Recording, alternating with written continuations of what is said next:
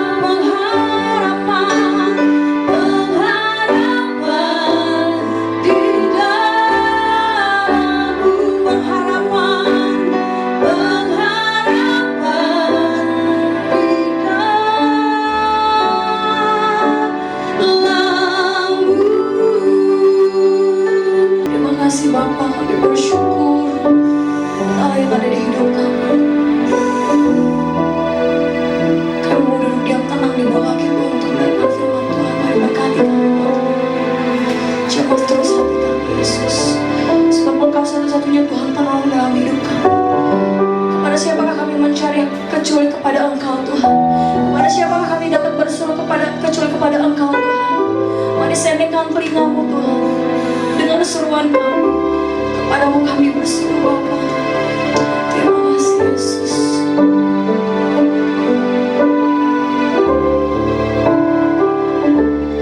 Kau Tuhan, penolong dalam hidupku. Ku percaya hanya kepada-Mu. Kau pegang tanganku dan tutur langkahku. Yesus, Kau perlindunganku. Kau Tuhan, kekuatan dalam hidupku, penolongku dalam kesesakan. Kau bulung batu kami, Kau bulung batuku dan pertahananku. Yesus, Kau kemenanganku. Yesus, padamu ku berseru. Kau penyelamatku, terpujilah Kau Tuhanku. Mulutku memuji nama-Mu sepanjang umur hidupku. Terpujilah Kau Tuhanku di atas segalanya. Oh Tuhan, penolong dalam hidup kami, satu-satunya Bapa. Terima kasih Tuhan.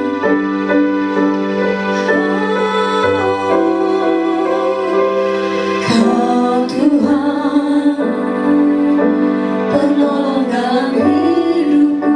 Ku percaya hanya kepada-Mu. Kau pegang tanganku dan tutur langkahku. Yesus, Kau perlindunganku. Oh Tuhan, kekuatan dalam hidupku, penolong kami dalam kesesakan, Kau bulung batuku dan pertahanan kami. Yesus, Kau kemenanganku. Yesus, Yesus, padamu ku berseru. Kaulah penyelamatku, terpujilah Kau Tuhanku. Mulutku memuji nama-Mu sepanjang umur hidupku. Terpujilah Kau Tuhanku di atas segalanya. Mulutku memuji nama-Mu sepanjang umur hidupku. Terpujilah Kau Tuhanku di atas segalanya.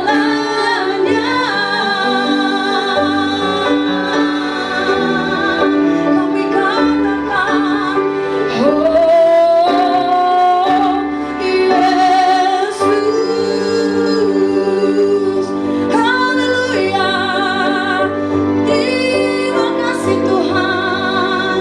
Kami mau siap sambut firman Tuhan yang menegur kami, yang menyegarkan jiwa kami yang letih Bapa, yang memberikan kekuatan, yang memberikan kesegaran. Kami siap terima firman Tuhan untuk menjadi makanan rohani bagi kami. Di dalam nama Yesus kami sudah berucap syukur.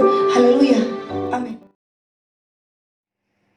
Shalom kekasih-kekasih Kristus yang ada di rumah, baik yang bertempat tinggal di Jakarta maupun yang di luar Jakarta, baik yang ada di Indonesia maupun yang ada di luar Indonesia. Hari ini kita memperingati pengorbanan Kristus. Hari ini saya ingin membawakan sebuah tema, salibnya memulihkan.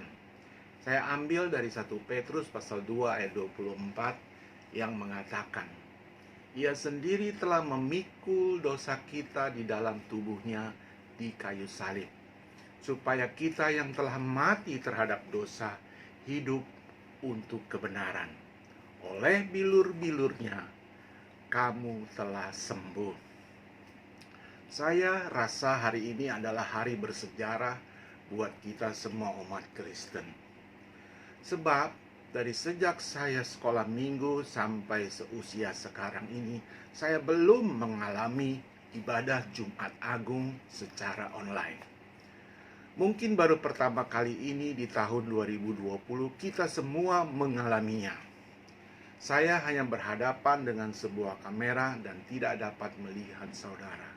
Sekalipun saudara-saudari dapat melihat saya melalui TV atau HP. Saya tidak melihat apakah Anda baru bangun tidur ataukah Anda sudah mandi dan berpakaian rapi, atau masih pakai singlet atau daster.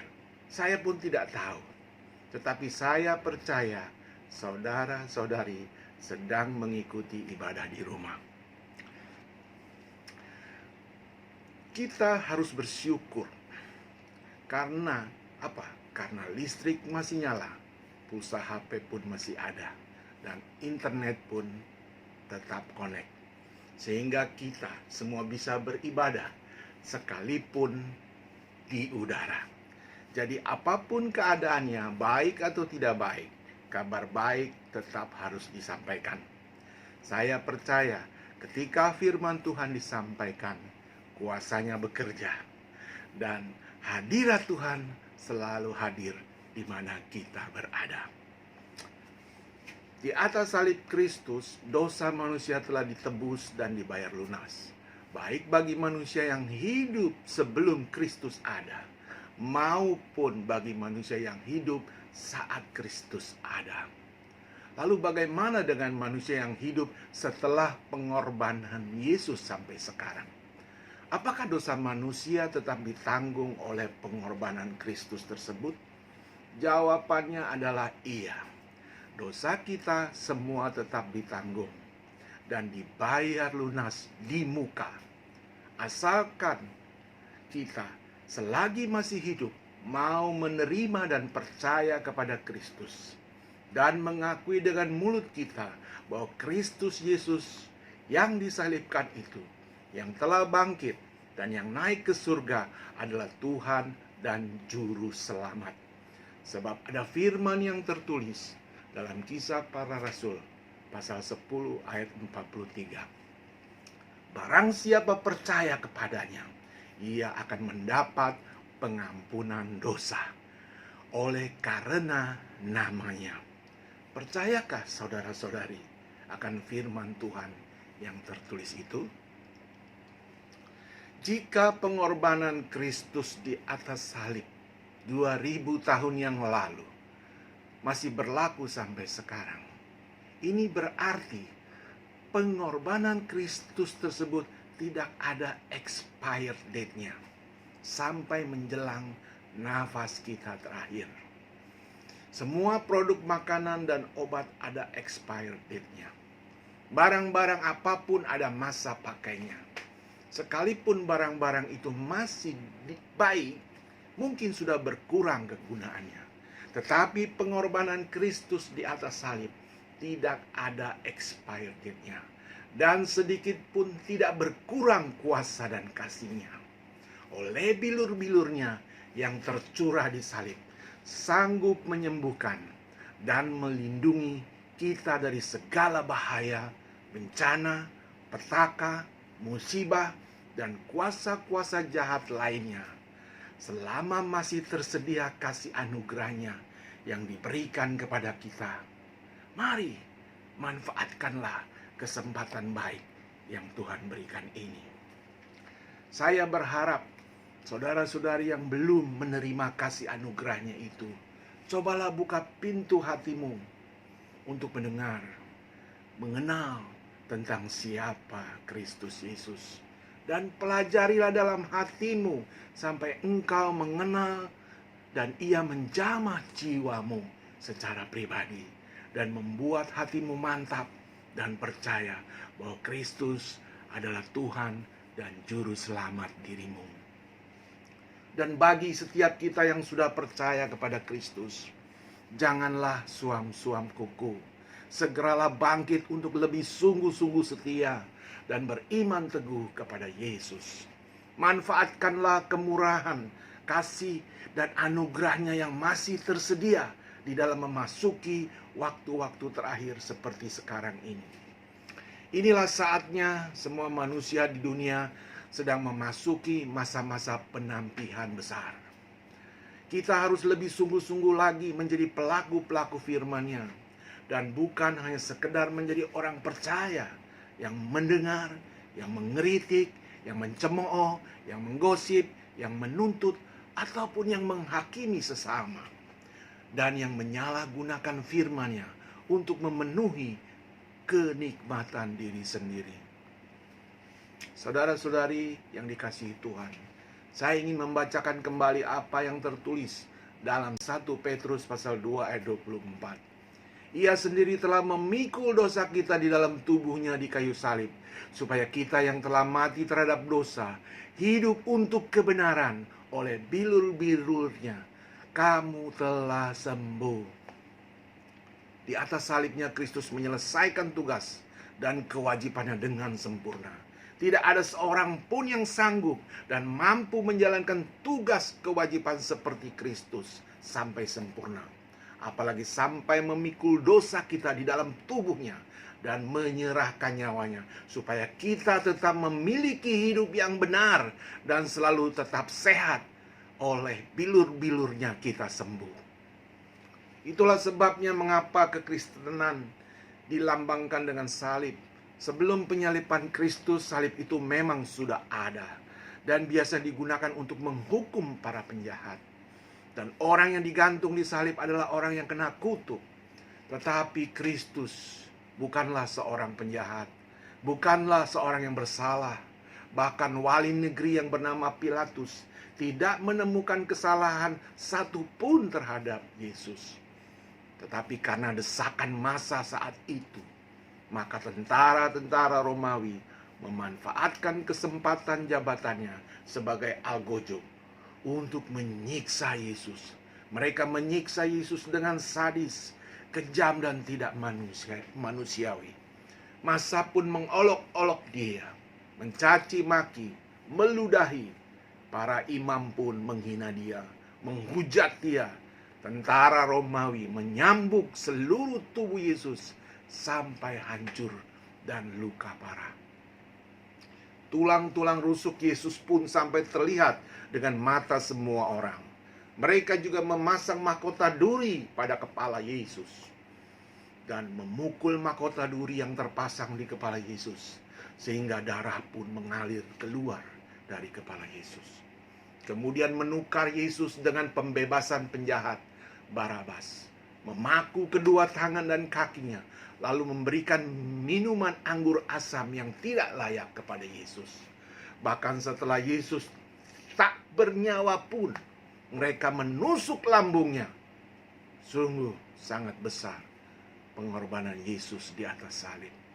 Namun tugas dan kewajiban yang sangat berat itu Yesus selesaikan dengan sempurna.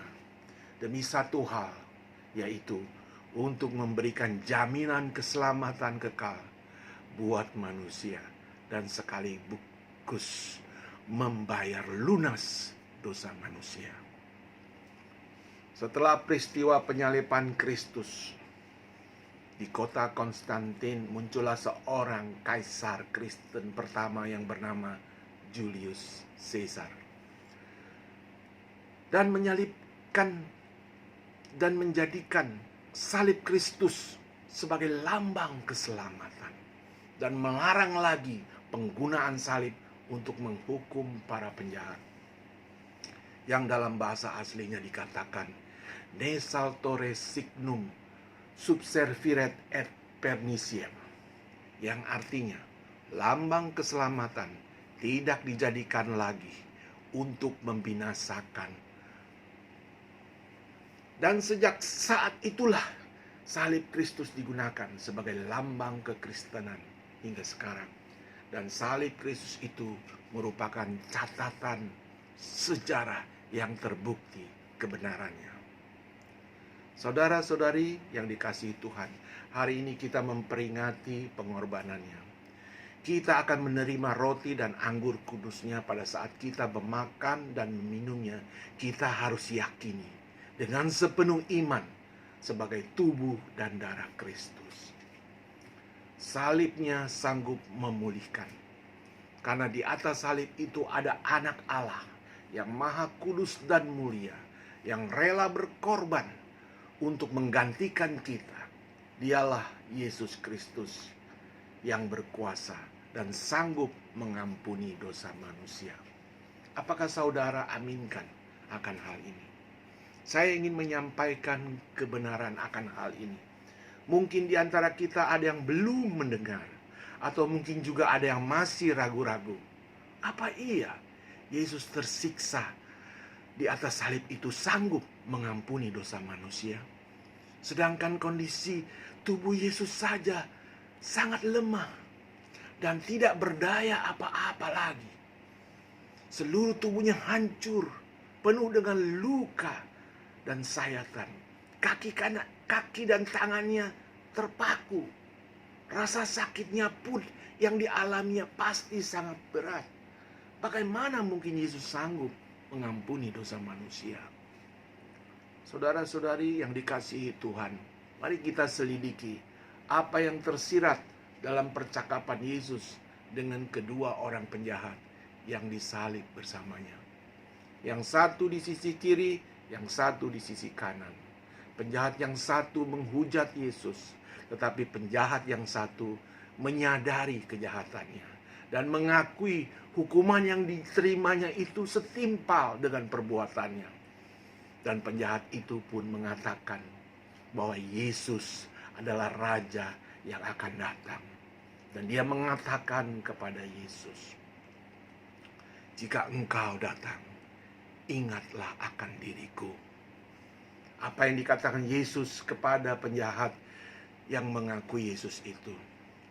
Dikatakan oleh Yesus, sesungguhnya hari ini juga engkau akan ada bersama-sama dengan aku di Firdaus.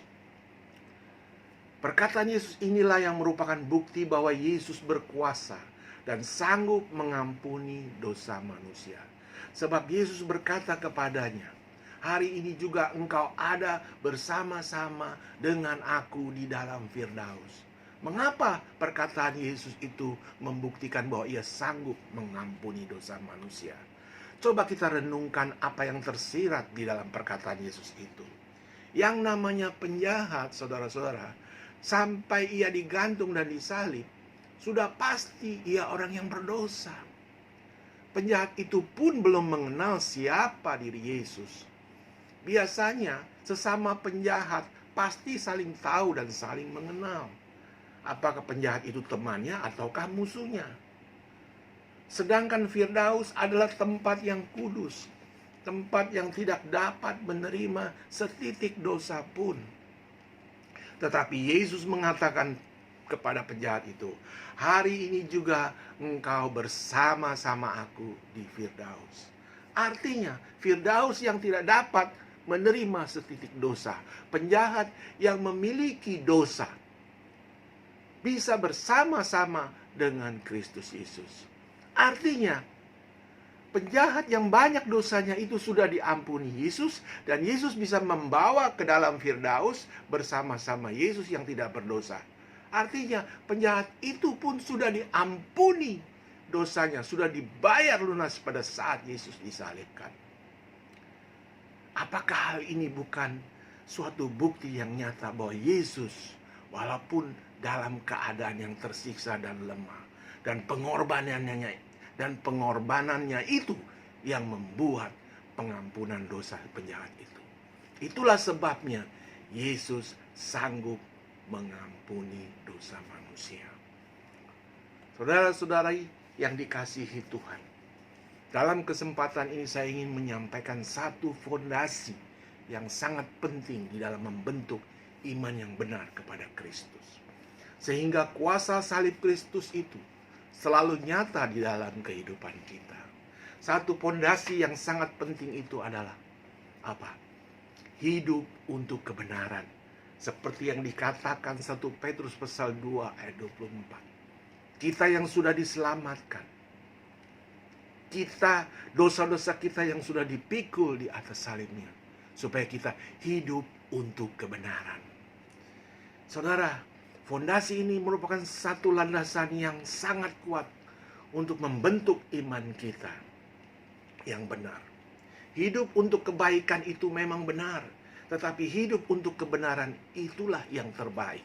Sesuatu yang baik belum tentu benar, tetapi sesuatu yang benar sudah pasti baik. Dan setiap orang yang hidupnya benar, ia selalu mendapat penyertaan Tuhan. Dan mata Tuhan selalu tertuju kepadanya. Ia selalu diberkati dengan anugerah Tuhan. Dan orang benar seruannya selalu hidup. Ya, hidupnya diberkati.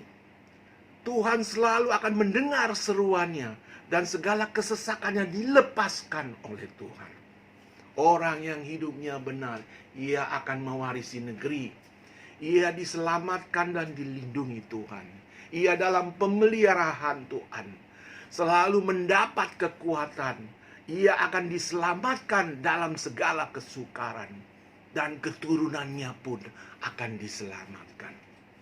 Orang yang hidupnya benar, doanya didengar Tuhan. Orang yang hidupnya benar, doanya sangat berkuasa. Ia selalu tinggal dan terjamin hidupnya dalam perlindungan Tuhan. Ia tidak ditimpa bencana apapun. Sebab oleh karena bilur-bilur yang tercurah di atas salib, kita dipulihkan. Hidup untuk kebenaran adalah suatu kewajiban yang harus dilakukan oleh setiap orang percaya yang telah menerima keselamatan dosa, yang menerima keselamatan dan pengampunan dosa maksud saya, dan juga pemulihan. Itulah fondasi yang harus kita miliki, hidup untuk kebenaran. Lalu, apakah langkah-langkah yang harus kita lakukan untuk membentuk hidup untuk kebenaran? Langkah yang pertama adalah pengakuan dosa disertai pertobatan. Dan mengakui bahwa Yesus adalah Tuhan. Selayaknya penjahat, dia mengakui kesalahannya. Dan dia mau bertobat saat itu. Dan mengakui bahwa Yesus adalah Raja yang akan datang. Kita harus melakukan pertobatan sepenuh hati. Dan jangan setengah hati. Sebab pertobatan setengah hati akan menyia-nyiakan diri sendiri. Apalagi dalam waktu-waktu terakhir seperti sekarang ini. Kita harus dapat menyangkal diri dan memikul salib kita setiap hari. Sehingga kita layak dan berkenan mengikut Yesus. Seperti penjahat yang diajak bersama Yesus di dalam Firdaus. Yesus sendiri berkata dalam Matius pasal 1 ayat 38. Barang siapa tidak memikul salibnya dan menyangkal dirinya, ia tidak layak bagiku. Jadi langkah awal yang harus kita lakukan adalah pengakuan dosa yang disertai dengan pertobatan. Dan mengakui dengan segenap hati dan segenap jiwa bahwa Yesus adalah Tuhan. Langkah awal ini yang menuntun kepada kita hidup untuk kebenaran. Tanpa melakukan langkah awal ini, kita tidak mungkin dapat membentuk fondasi yang kuat, yaitu hidup untuk kebenaran. Langkah yang kedua, persembahkan yang benar. Persembahkan yang benar ini bukan berarti saya berbicara tentang materi. Kita yang telah memperoleh keselamatan oleh karena pengorbanan Kristus di atas salib. Dengan segenap tubuh dan jiwanya yang hidup dipersembahkan kepada manusia. Demikian untuk membayar lunas dosa manusia. Maka kita pun yang telah menerima keselamatan dari Kristus, seharusnya pula mempersembahkan tubuh kita yang hidup ini sebagai persembahan yang benar. Jika kita mau membentuk hidup untuk kebenaran, kita memang telah menerima keselamatan dari Kristus oleh karena kasih anugerahnya. Dan kita menerima secara gratis. Tetapi Yesus yang memberikan keselamatan itu tidak dengan gratis, melainkan dengan pengorbanan darah dan daging, serta nyawa dan penderitaan yang menyakitkan. Maka kita pun yang sudah menerima keselamatan itu, seharusnya wajib mempersembahkan tubuh kita yang hidup ini demi untuk memelihara dan mempertahankan keselamatan yang telah kita terima dari Kristus. Dengan demikian, kita telah berusaha untuk hidup dalam kekudusan.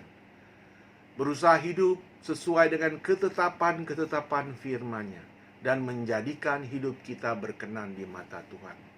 Jika langkah kedua ini kita lakukan, berarti kita sudah memberikan persembahan yang benar kepada Kristus.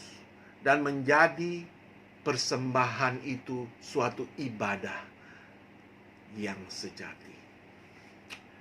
Tanpa ada langkahnya kedua ini, maka kita tidak akan berkenan kepada Tuhan. Dan tidak mungkin kita dapat membentuk fondasi hidup kebenaran. Hidup untuk kebenaran. Dan kita akan mudah menyerah dan tidak dapat bertahan sampai kesudahan. Bahkan kemungkinan besar kita akan di persimpangan. Dan kuasa-kuasa dunia yang jahat terus menghimpit dan menguasai, serta menjerat dan menjerumuskan kita kembali kepada dosa yang membinasakan. Langkah kedua ini sangat benar, seperti nasihat Paulus kepada jemaat di Roma, yang mengatakan dalam Roma pasal 12 ayat 1, persembahkan tubuhmu sebagai persembahan yang hidup, yang kudus dan yang berkenan kepada Allah. Itu adalah ibadahmu yang sejati. Nasihat Paulus kepada jemaat di Roma itu, supaya mereka yang telah diselamatkan jangan menjadi serupa dengan dunia, tetapi harus mengalami perubahan dan oleh pembaruan budi, sehingga mereka dapat membedakan mana kehendak Allah, apa yang baik, yang berkenan kepada Allah, dan yang sempurna. Saudara-saudari yang dikasihi Tuhan, hidup ini tidak terlepas dari hukum tabur dan tuai. Apa yang kita tabur, itulah yang akan kita tuai. Jika kita menabur badai, maka kita akan menuai bencana. Jika kita menabur kebencian, maka kita akan menuai pertengkaran. Jika kita menabur senyum, maka kita akan menuai sukacita. Jika kita menabur kebaikan, maka kita akan menuai berkat. Jika kita menabur kebenaran, maka kita akan menuai keselamatan. Firman Tuhan ada tertulis di dalam Galatia pasal 6 ayat 7. Jangan sesat, Allah tidak membiarkan dirinya dipermainkan. Karena apa yang ditabur orang, itu juga yang akan dituainya. Mari kita flashback kepada peristiwa penyaliban Kristus. Apa yang diperbuat manusia terhadap Kristus, maka manusia itu pula yang menerima akibatnya. Hukum tabur dan tuai yang tertulis dalam Galatia tadi benar adanya. Mari kita sharingkan kebenarannya melalui peristiwa penyaliban Kristus dengan apa yang terjadi sekarang. Yang pertama, apa yang dilakukan oleh orang-orang ketika Yesus memikul salib menuju Bukit Golgota? Jawabannya, mereka mengolok-olok Yesus dan bahkan meludahi Yesus. Apa yang manusia perbuat terhadap Yesus maka manusia sendiri yang menerimanya. Kita lihat wabah COVID-19 yang tersebar sekarang ini. Ternyata berbentuk droplet yang terdapat dalam ludah, liur, yang keluar pada saat manusia batuk atau saat bersin atau membangkis. Apa yang manusia tabur, itulah yang manusia tuai. 2. Apa yang dikenakan pada kepala Yesus saat di penjara? Jawabannya, mahkota duri yang menyakitkan sekali. Apa yang manusia perbuat kepada Yesus, maka manusia sendiri yang menerima akibatnya. Karena kepintaran kepala manusia yang penuh dengan akal dan taktik, merekayasa virus dan menamakan virus itu COVID-19 yang berbentuk bundar seperti mahkota dan berduri-duri. Maka manusia pula yang ada di seluruh bumi ini yang menerima akibatnya sekarang. Kepala pusing kewalahan mengatasi pandemi COVID-19 ini, sehingga membuat pikiran setiap manusia ketakutan, panik, stres, dan paranoid. Apa yang manusia tabur, manusia pula yang menuainya. 3. Siapa saja yang terlibat dalam penyaliban Yesus? Jawabannya, hampir semua golongan ikut terlibat ambil bagian dalam penyaliban Yesus. Mulai dari rencana penangkapan, sampai Yesus ditangkap, sampai Yesus diadili, sampai penyalipannya di Bukit Golgota. Ada murid Yesus, ada massa yang terlibat, ada para imam terlibat, ada para imam besar terlibat, ada tentara-tentara terlibat, ada wali negeri terlibat, ada kaisar terlibat. Apa yang diperbuat golongan-golongan manusia tersebut terhadap Yesus, maka hampir semua golongan manusia di dunia ini sekarang terkena virus corona. Mulai dari rakyat biasa sampai semua golongan, ada yang tua dan muda, ada artis, ada olahragawan, ada dokter, ada perawat, bahkan ada pendeta, ada jemaat, ada guru, ada pejabat negara, ada menteri, sampai kepada pangeran dan raja ada yang terkena virus corona ini. Bahkan harimau pun ada yang menjadi korban terkena virus ini. Luar biasa. Padahal harimau tidak pernah terlibat dalam penyaliban Yesus. Apa yang manusia tabur, manusia pula yang menuainya. Bahkan yang menjadi korban juga harimau. Saudara-saudara yang kasih di dalam Tuhan. Yang keempat, siapa yang menjadi algojo penyiksaan Yesus yang sangat sadis dan kejam itu? Jawabannya sudah tentu tentara-tentara Romawi. Di mana sekarang tentara-tentara Romawi itu berada? Jawabannya adalah di Italia. Apa yang diperbuat manusia kepada Yesus, maka manusia itu pula yang akan menerima akibatnya. Setelah Yesus mati, mayatnya dibiarkan tergantung, tidak dikuburkan sebagaimana layaknya. Untunglah ada seorang majelis besar yang bernama Yusuf, orang Arimatea, yang meminta izin kepada Pilatus untuk menguburkan Yesus di dalam bukit batu dan membungkus Yesus dengan kain kafan.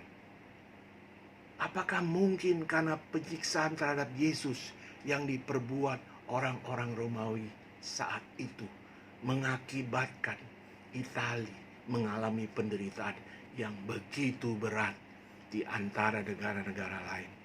Seperti yang terjadi sekarang ini, di mana korban penderita COVID-19 di Italia mencapai angka 135.000 lebih. dan yang meninggal 17.000 lebih.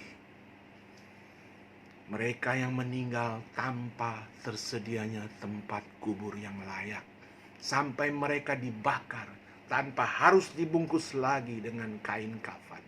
Mereka dibakar secara massal, dan yang lebih ironis lagi, keluarga mereka pun tidak bisa menghadiri.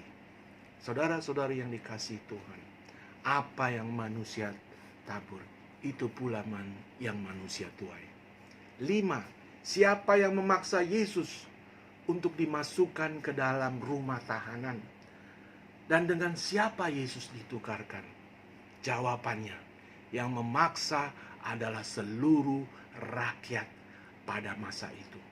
Dan Yesus dimasukkan dalam rumah tahanan, digantikan dengan tahanan Barnabas yang keluar dari tahanan. Apa yang manusia perbuat kepada Yesus, maka manusia pula yang menerima akibatnya sekarang. Di mana kita semua diharuskan dirumahkan, stay at home. Saya dan istri sudah hampir 1 bulan berada di rumah, keluar hanya yang penting-penting saja. Dan hampir di seluruh negara juga saudara bisa melihat bahwa semua narapidana sedang dibebaskan, dikeluarkan. Mereka menyuruh keluar dari tahanannya. Saudara, apakah ini bukan terjadi sesuai dengan kemauan kita? Saudara yang dikasihi dalam Tuhan, apa yang manusia tabur, itu pula yang dituai oleh manusia. Yang keenam, pada saat Yesus berjalan memikul salibnya, apa yang dilakukan ketika Yesus berhenti dan jatuh? Jawabannya, mereka memecut Yesus berulang-ulang. Apakah Yesus melawan? Tentu Yesus tidak melawan. Apa yang diperlakukan manusia terhadap Yesus saat itu, maka manusia pula yang mengalami akibatnya. Dalam masa-masa wabah seperti ini, hampir di semua negara melakukan peraturan physical distancing bagi setiap mereka yang keluar tanpa ada tujuan yang penting, tanpa ada rekomendasi, akan dicambuk dengan rotan, bahkan ditangkap dan dikenakan denda. Apakah ini bukan manusia yang tabur, manusia yang tuai? Yang terakhir, yang ketujuh, ada beberapa orang yang disalib berdekatan dengan Yesus. Dan mengapa yang satu diajak Yesus ke Firdaus dan yang satu ditinggalkan Yesus? Jawabannya adalah ada 2 orang penjahat yang disalib dekat Yesus. Yang diajak Yesus adalah yang mengakui kesalahannya dan mengakui Yesus yang akan datang sebagai Raja. Sedangkan yang ditinggalkan Yesus, yang tidak diajak Yesus ke Firdaus, adalah yang meragukan Yesus dan mengolok-olok Yesus. Apa yang diperlakukan manusia terhadap Yesus, maka sebagai akibatnya manusia pula yang mengalaminya. Kita adalah orang-orang percaya yang berada dekat dengan Yesus. Seperti layaknya kedua penjahat yang disalib berdekatan dengan Yesus. Tetapi di antara kita juga ada orang-orang yang termasuk golongan yang mau mengakui dosa dan kesalahannya dan bertobat sungguh-sungguh, serta percaya bahwa Yesus akan datang kedua kali sebagai Raja atas kita. Dan ada orang yang termasuk golongan yang tidak mau mengakui kesalahannya dan bahkan tidak mau melakukan pertobatan. Sekalipun dia orang percaya, bahkan ia meragukan Yesus itu Tuhan, tapi belum tentu datang kedua kali. Semua manusia golongan ini selalu memakai kemampuan, akal, dirinya sendiri. Saudara yang dikasihi Tuhan, jika kita sebagai manusia yang harus menerima akibatnya atas apa yang kita perbuat, maka kita pun harus menyadari saat sekarang dan harus menentukan sikap dan pilihan kita. Apakah kita mau selamat di bumi dan selamat di surga bersama Yesus? Ataukah kita tidak mau selamat di bumi dan binasa dalam kegelapan kekal? Saat sekarang dunia ini sedang memasuki waktu-waktu terakhir. Keputusan pilihan hidup ada pada diri kita masing-masing. Dan saya menyayangkan apabila kita terlambat dan salah dalam mengambil keputusan. Saya yakin dan percaya siapapun Anda, sekalipun tubuhmu, hidupmu penuh dengan berbagai dosa dan kejahatan, atau dirimu sudah hina dan semua orang membencimu, menolakmu, Tuhan Yesus Kristus tetap bersedia menerimamu dan mengasihimu. Jika Anda mau berseru, Yesus, Tuhan, aku mengakui kesalahanku dan segala dosa-dosaku. Aku menyesali atas segala perbuatanku dan aku mau bertobat dan menyangkal diri serta memikul salibku. Dan katakan kepada Tuhan, Tuhan, ingatlah akan aku. Jika kita dapat memberikan persembahan yang benar, maka kita dapat membentuk fondasi hidup untuk kebenaran. Demikianlah firman Tuhan. Mari saudara-saudara yang kasih dalam Tuhan, kita harus tetap teguh dan setia. Selamat menyambut hari Paskah. Dan setiap hari lakukanlah 7 TJ. Sekali lagi saya ulang. Setiap hari lakukanlah 7 TJ. Apa 7 TJ itu? 1. Tetap jaga iman. 2. Tetap jaga hati. 3. Tetap jaga kehidupan doa. 4. Tetap jaga kebersihan. 5. Tetap jaga jarak. 6. Tetap jaga kesehatan. Dan terakhir 7. Tetap jaga pintu. Stay at home. Tuhan Yesus memberkati. Amin. Shalom, sedang Tuhan yang saya kasihi, kita telah sama-sama mendengarkan firman Tuhan dari rumah kita masing-masing. Sungguh salib Tuhan itu memulihkan kehidupan kita. Dia telah memberikan pengampunan atas segala kesalahan dan dosa kita, dan Dia pun telah memulihkan hubungan kita dengan Bapa di surga. Kita bersyukur dengan kurban Kristus salib. Dia telah taat sampai mati di kayu salib. Ya, sekarang tiba saatnya kita akan masuk dalam perjamuan kudus. Mari kita tunduk kepala, kita berdoa. Tuhan, terima kasih Bapa, inilah roti dan anggur yang telah tersedia. Kami siap menerima akan sakramen pertemuan kudus untuk mengingat akan kurban kayu salib Tuhan. Terima kasih Bapa. Di dalam nama Tuhan Yesus kami bersyukur. Terima kasih. Haleluya. Amin.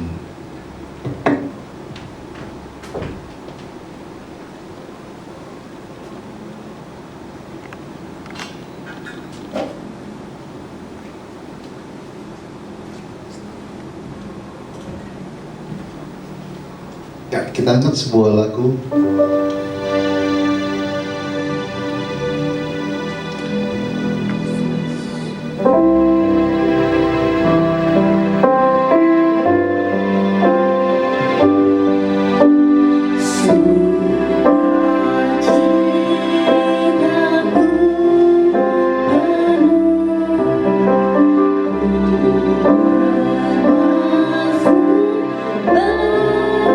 Bagimu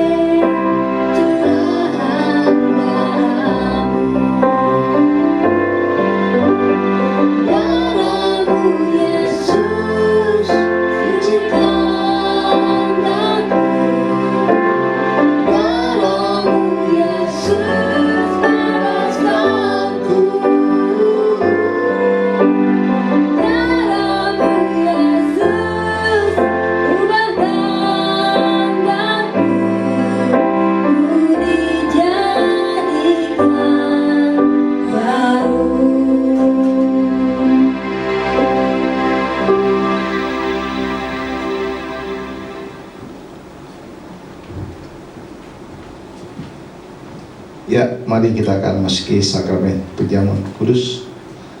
Para pelayan siap. Mari sidang jemaat Tuhan yang di rumah masing-masing menyiapkan roti atau biskuit boleh, atau untuk minuman boleh anggur, sirup atau air teh atau air putih.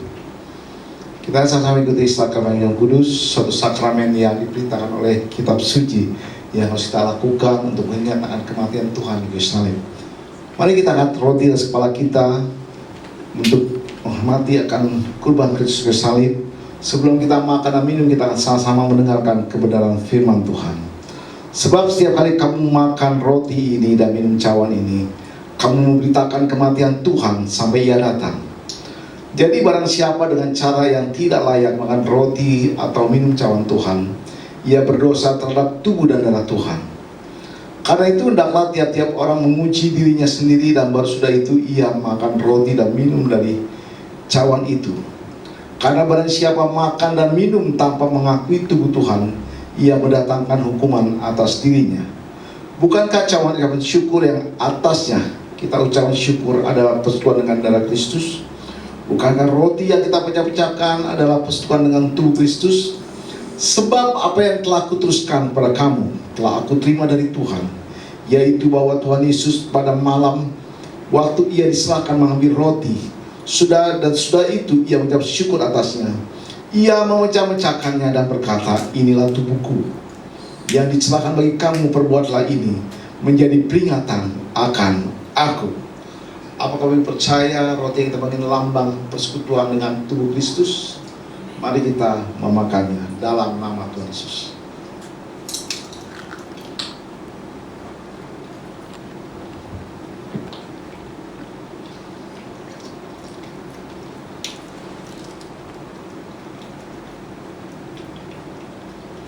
Mari kita angkat cawan Tuhan di atas kepala kita sebagai lambang daripada darah Kristus.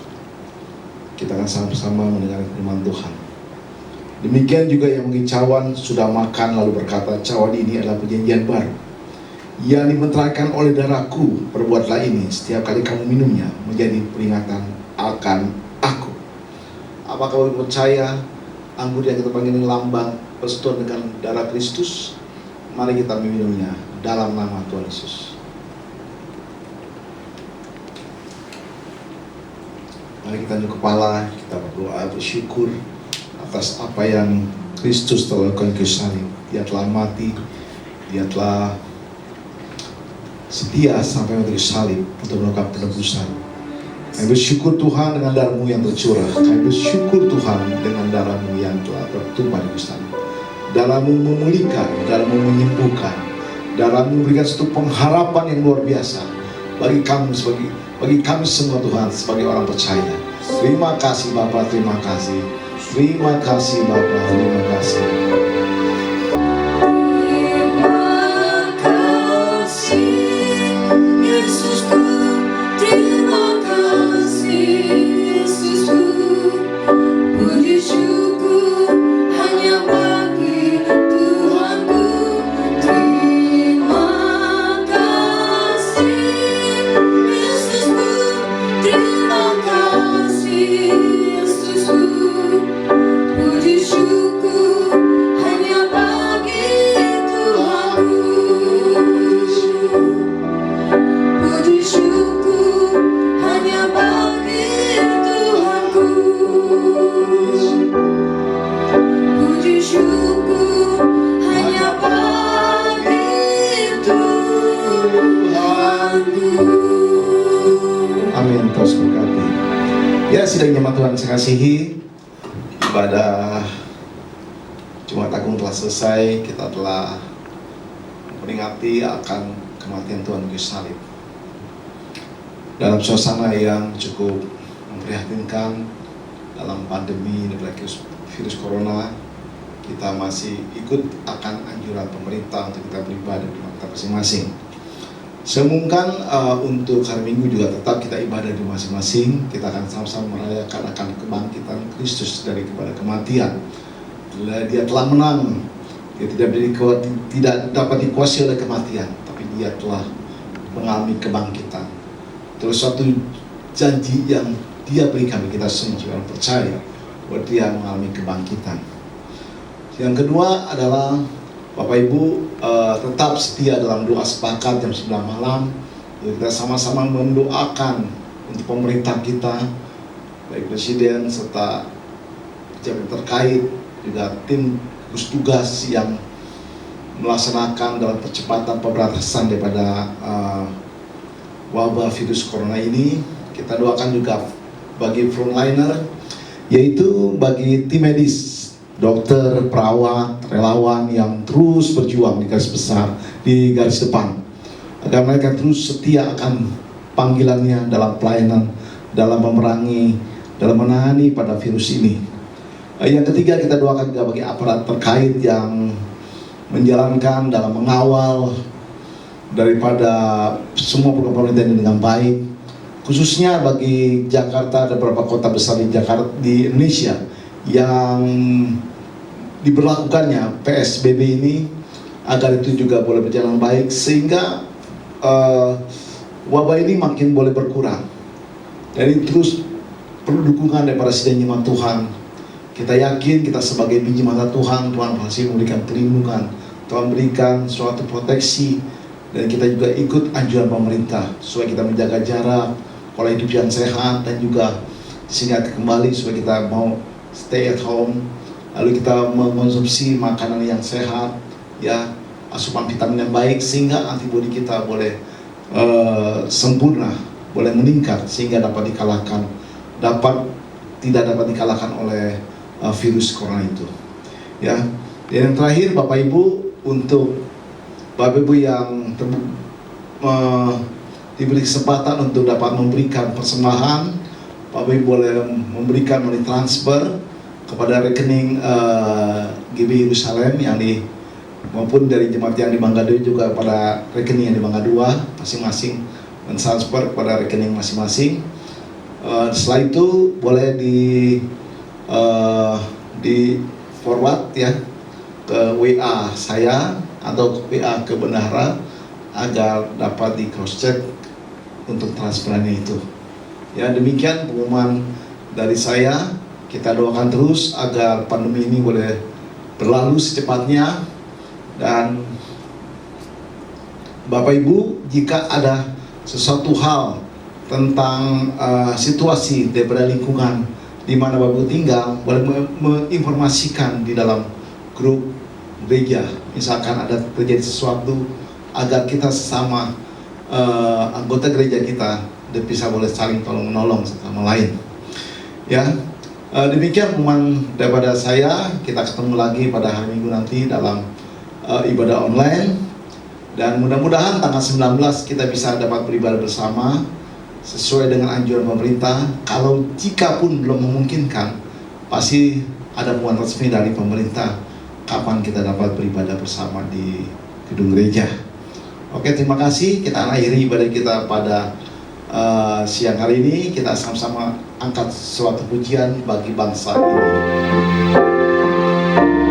Bagi bangsa ini kami berdiri dan membawa doa kami kepadamu. Sesuatu yang besar pasti terjadi dan mengubahkan negeri kami. Hanya namamu Tuhan ditinggikan atas seluruh bumi. Mari kita berdoa. Tuhan, terima kasih Bapak segala lautan pimpinan Tuhan pada siang hari ini. Kami syukur Tuhan dalam ibadah online ini Tuhan, Kau boleh hadir di tengah-tengah umat-Mu di rumah masing-masing Tuhan, dan Kau menyertai.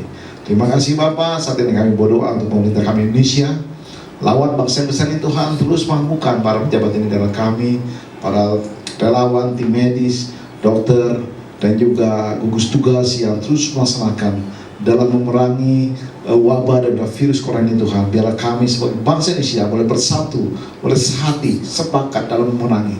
Begitu juga bagi kami semua sebagai orang percaya, terus mendukung dalam doa dan doa sepakat kami setiap hari. Jam 9 malam ada satu pujian penyembahan dalam rumah kami masing-masing Tuhan. Terima kasih Bapak, terima kasih. Kami berdoa untuk sedang jemaat Tuhan terus pelihara, Tuhan jaga, Tuhan tunggui dan Tuhan berikan kesehatan bagi semua. Limpahkan kasih karunia Tuhan dalam kehidupan kami semua Tuhan. Terima kasih Bapak. Biarlah Tuhan dalam di mana pemerintah akan menerapkan PSBB ini Tuhan, biar kami sebagai warga negara yang baik boleh patuh, boleh hidup dengan baik Tuhan. Terima kasih Bapak, kami percaya Tuhan lawat bangsa kami yang besar ini Tuhan. Tuhan bebaskan dari segala wabah virus corona ini Tuhan, bahkan dunia ini Tuhan.